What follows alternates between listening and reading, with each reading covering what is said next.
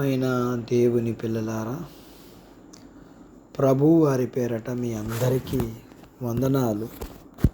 ప్రభువు పేరట మీ అందరికీ శుభములు, దీవెనలు కలుగునుగాక.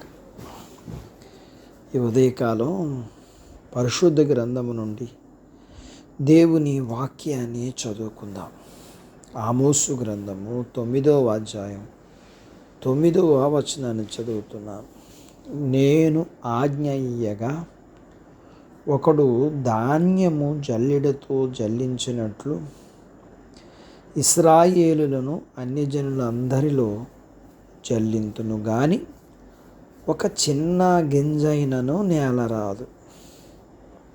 దేవుడు తన మాటలు మన కొరకు దీవించునుగాక. ఆమేన్. ప్రియమైన దేవుని పిల్లలారా, ఈ జల్లించే పని ఈ రోజుల్లో దేవుని ప్రజలకు జరుగుతూనే ఉంది. క్రైస్తవులందరూ నూర్చబడి జల్లించబడుతూనే ఉన్నారు. ప్రపంచంలోని దేవుని ప్రజలు జల్లెడతో జల్లించబడుతూ ఉన్న గింజల్లా శ్రమల పాలవుతూనే ఉన్నారు.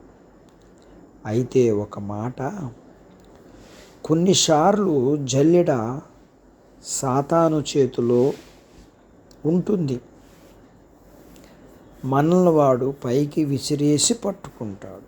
ఇలా చాలాసార్లు చేస్తాడు. శాశ్వతంగా మనలను పాడు చేయాలని ప్రయత్నం చేస్తుంటాడు. అవిశ్వాసం మనలను లేనిపోని భయాలతో మన హృదయాన్ని, మనస్సును వణికిస్తుంటుంది. లోకం కూడా మనల్ని జల్లిస్తూ ఉంటుంది. మనలను కుడి ఎడమలకు పడేవేయాలని అపవాది, లోకం వీరు ఎప్పుడూ ప్రయత్నిస్తూనే ఉంటారు.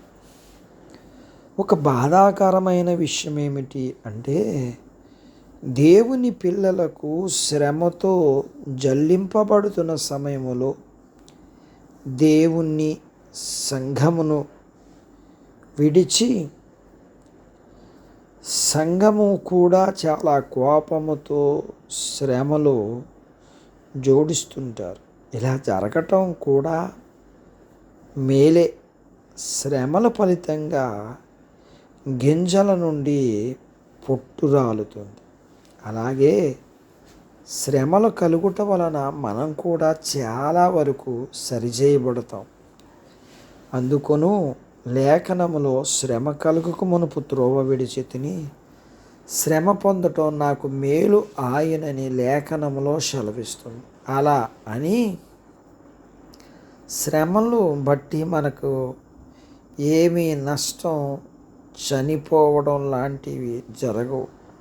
దేవుడు వాగ్దానం మనకున్నది కదా, ఒక్క చిన్న గింజైనను నేలరాలదు అని. ఈ వాగ్దానములో దేవుని కృప దాగి ఉంది. దేవుని కృప అందరినీ కాపాడుతుంది.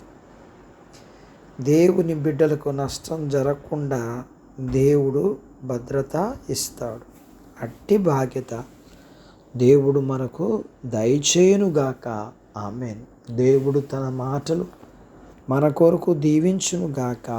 ఆమేన్. ప్రార్థించుకుందాం. మమ్మల్ని మిక్కిలిగా ప్రేమించిన మా ప్రియా పరలోకపు తండ్రి, మీ పరిశుద్ధ నామమును బట్టి మీకు వందనాలు. ఉదయకాలం మీ పాదాల దగ్గర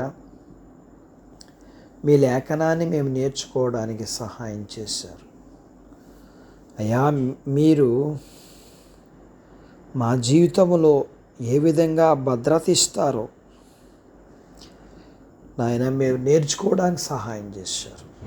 నేర్చుకున్న దాని ప్రకారం మేము మీరిచ్చే భద్రతను బట్టి మేము మీకు ఇష్టలుగా జీవించడానికి సహాయం చేయండి.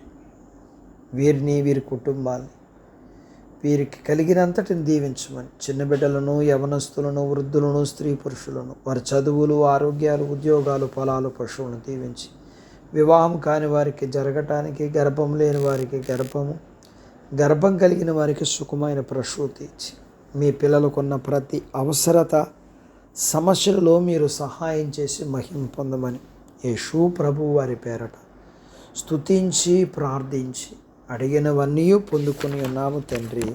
ఆమేన్. దేవుడు మిమ్మును దీవించునుగాక. ఆమేన్.